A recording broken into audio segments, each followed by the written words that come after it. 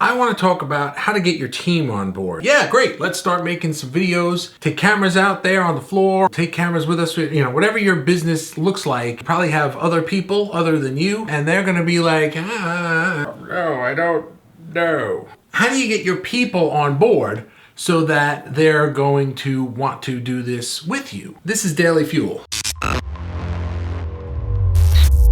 Okay, my first piece of advice is to make this something fun and make it something extra. It shouldn't really be required or something that is forced upon people, especially if they're not really into it from the get-go. If you share with them your vision of what you're trying to do, you're going to get people who are going to see that vision and share it with you and be on board with it. And they're going to be like, yeah, great, let's do it. On the other hand, you're going to have some people who are just like, no, I don't know, I'm scared, I'm nervous, I don't like the way I look. People are going to have some personal issues or just whatever, and trying to force the issue on them is only going to make them resist it. Make it fun. It can be goofy, it can be irreverent, there can be silliness involved. Start with the people who are into it and allow them to sort of do their thing. There will be like a contagious effect. They'll be having fun, and then what will happen is they'll be like to the ones who said no originally,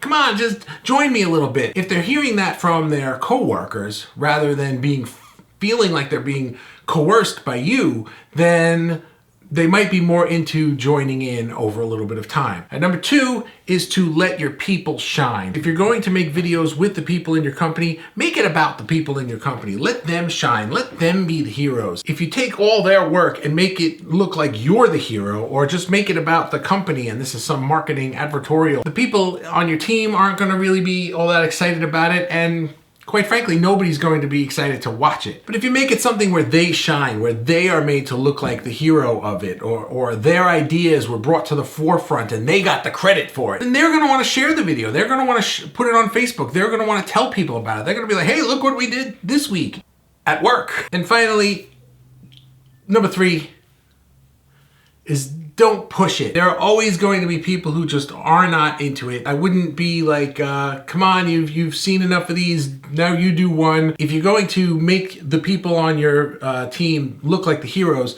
then in my opinion, you need to respect the ones who want to keep their privacy, who don't want to be a part of this. They're here to do a job, they're doing their job. I'm not a huge fan of the idea of having rewards for people who are a part of something like this, or especially not consequences for people who are not a part of this. In my mind, that's not really a great team building tool. It's not something that you're going to get the best content out of. If you have people on these videos that are just doing it because they feel forced in some way, then you're not going to get the yay. You're going to get the You don't want that. And so there you have it. There's my tips for how to get your team on board with creating content. Find the people on your team who are on board with your vision and gung-ho about it. Let them do their thing. Let them shine, and watch as some of the other people who are just shy or not sure or not confident enough yet, when they see other people having fun and building relationships and teamwork, they'll want to be a part of it too.